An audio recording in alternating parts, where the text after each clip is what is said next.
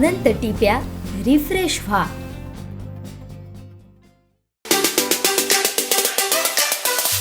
राज्याचे शिक्षण मंत्री दीपक केसरकर संपूर्ण महाराष्ट्रात काम करत आहेत.